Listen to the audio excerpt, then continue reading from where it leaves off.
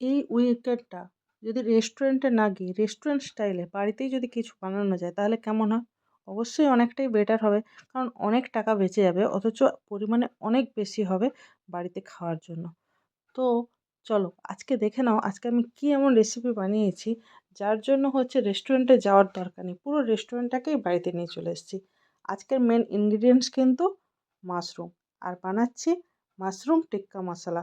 সম্পূর্ণ নিজে একদম এক্সপেরিমেন্ট করে খুব ভালোভাবে এতটাই টেস্টিভাবে বানানো হয়েছে, তার আউটপুটটা এসেছে যে তোমাদের সঙ্গে শেয়ার না করে পারছি না। তো প্রথমে যেটা দরকার সেটা তো অবশ্যই আছে মাশরুম।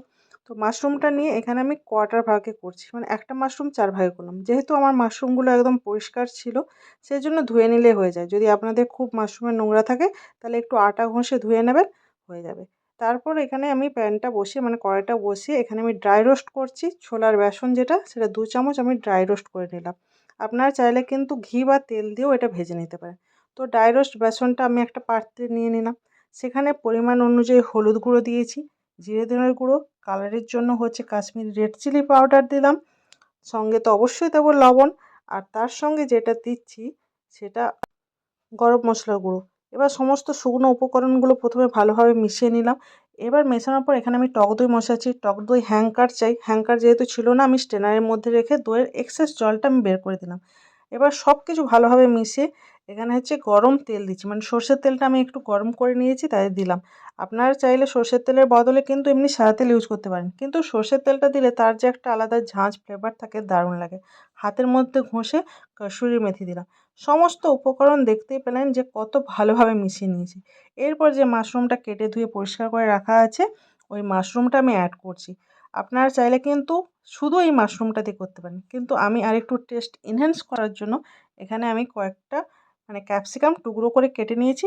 একটা ক্যাপসিকামের মানে 80% দিয়েছি। মাঝারি সাইজের ক্যাপসিকাম। এবার সেটাকে দিয়ে খুব ভালোভাবে সব কিছু এই মশলার মধ্যে কোট করে নিলাম। আর এই সময় কী করছি না, অন্য সাইডে 2 টো টমেটো আর হচ্ছে এখানে কাজু বাদাম দরকার। রান্না করতে এসেছিলাম, কাজু বাদাম নেই তাই আমি এখানে কাঠবাদাম একটু সেদ্ধ করে নিয়েছি। আপনারা কিন্তু এখানে টমেটো আর হচ্ছে কাজু বাদাম একটু সেদ্ধ করে নেবেন।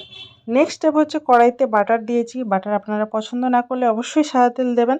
সাদা তেল দিয়েও এটা বানাতে পারেন। কিন্তু আমি এখানে ফ্লেভারের জন্য বাটার অ্যাড করলাম। বাটার অ্যাড করে যে মিশ্রণটা ছিল মাশরুম আর ক্যাপসিকামের ওই মিশ্রণটা দিয়ে গ্যাসের ফ্লেম এখানে হাই থাকবে আমার, হাই আর মিডিয়ামের মধ্যেই রাখবো। এবার এটাকে একটু সতে টাইপের করে নেব। এই সময় মাশরুম থেকে হালকা জল রিলিজ করবে আর একটু ভাজা ভাজাও হয়ে যাবে। এই সময় কিছুক্ষণ হচ্ছে মাশরুমটা এই কড়াইয়ের মধ্যে নাড়তে থাকবো।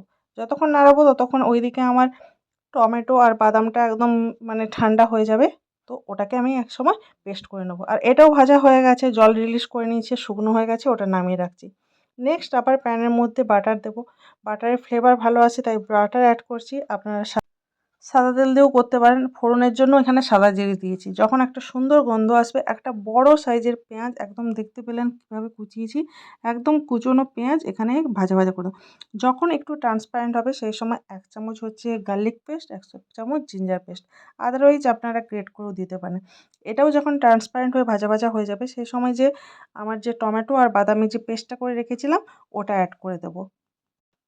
একটু নাড়িয়ে নিয়ে বেসিক যে মশলাগুলো মানে স্পাইসগুলো থাকে ওগুলো দিয়ে দেবো। হলুদ গুঁড়ো, জিরে ধনে গুঁড়ো, তারপরে হচ্ছে রেড চিলি পাউডার মানে যেটা আমার কাশ্মীর লাল লঙ্কার গুঁড়ো সেটা দিয়ে দেবো। ঝাল যদি খান তাহলে আপনারা একটু সেই বুঝে একটু অল্প ঝাল দিতে পারেন।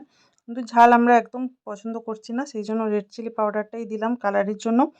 আর ভাজতে থাকবো, ভাজতে ভাজতে যখন লেগে লেগে যাবে তো বাটি ধোয়া মানে যেটা মশলা পেস্ট করেছিলাম তাই সেই বাটি ধোয়া জল দিয়ে দিয়ে দিলাম। ভাজা যখন হয়ে যাবে এই সময় একটু কসুরি মেথি এড করব, আবার গরম মশলা অ্যাড করব। আবার ভালোভাবে এটাকে কষাতে থাকবো। এবার কষানোর পরে যখন তেল ছেড়ে আসবে সেই সময় পরিমাণ অনুযায়ী লবণ আর টেস্ট ব্যালেন্সের জন্য অবশ্যই চিনি দেবেন। তারপর সমস্ত কিছু নাড়িয়ে নিয়ে এখানে 1 কাপ মতো গরম জল দিচ্ছি। আমি আমার যতটা গ্রেভি লাগবে সেই অনুযায়ী জল দিয়েছি। আপনারা চাইলে কিন্তু আরেকটু বেশি জল দিতে পারেন। কিন্তু এটা অল্প গ্রেভি বা মাখো মাখো হবে, এটাতেই কিন্তু খুব টেস্ট হয়। তো এখানে আমি 1 কাপ মতো গরম জল অ্যাড করেছি। যেই ঝোল ফুটে উঠবে গ্রেভি তো আমি এখানে মাশরুম আর ক্যাপসিকামটা অ্যাড করে দেবো। খুব ভালোভাবে গ্রেভির সঙ্গে মাশরুম আর ক্যাপসিকামটা একদম মিশিয়ে নেব।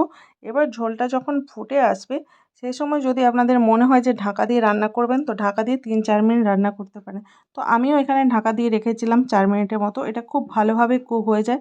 তো ৪ মিনিট পরে আমি ঢাকনাটা খুলে দেখাচ্ছি। দেখুন কতটা টেম্পটিং লাগছে দেখতে। মানে রেস্টুরেন্টে না গিয়েও বাড়িতে বসে এত অল্প খরচে যেরকম একটা রেস্টুরেন্ট স্টাইলে খাবার পেয়ে যাবেন, সেটা মানে জাস্ট একবার বানিয়ে দেখবেন, তারপরে বলবেন। আর ওপর থেকে গার্নিশিং এর জন্য ফ্রেশ চপড ধনেপাতা ইউজ করছি। এবার প্লেটে সার্ভ করে দিচ্ছি। আর এই সময় বলে রাখছি, যদি আপনাদের রেসিপিটা ভালো লেগে থাকে, যদি ইউটিউব থেকে দেখে থাকেন তাহলে প্লিজ সাবস্ক্রাইব করবেন। আর যদি ফেসবুক থেকে দেখে থাকেন প্লিজ ফলো করে পাশে থাকবেন, কারণ এইরকম অনেক ধরনের রেসিপি আমি আপনাদের সঙ্গে শেয়ার করতেই থাকবো। আর এই যে কি বলে মাশরুম টিক্কা মশলা, এতটাই টেস্টি হয়, বাড়িতে রুটি, লুচি, পরোটা যার সঙ্গেই খাবেন সবাই আঙুল চেটে খাবে, এতটা কথা তো আমি আপনাদের দিতেই পারি। পনির টিক্কা মশলা তো অনেক খেয়েছেন, একবার আমার কথাতে এই মাশরুম টিক্কা মশলা বানিয়ে খাবেন। তারপর বলবেন যে কতটা টেস্টি লাগে। যাই হোক, আমি তো খাচ্ছি এখানে পরোটা দিয়ে, সবাই আঙুল চেটে খেয়েছে। আপনারাও একবার অবশ্যই ট্রাই করবেন। তাহলে আমার এই রেসিপি কেমন লাগলো অবশ্যই একটা কমেন্ট করে জানাবেন। দেখা হচ্ছে আপনাদের সঙ্গে নেক্সট আবার কোনো খাওয়ার ভিডিওতে। ততক্ষণ ভালো থাকুন, সুস্থ থাকুন। টাটা!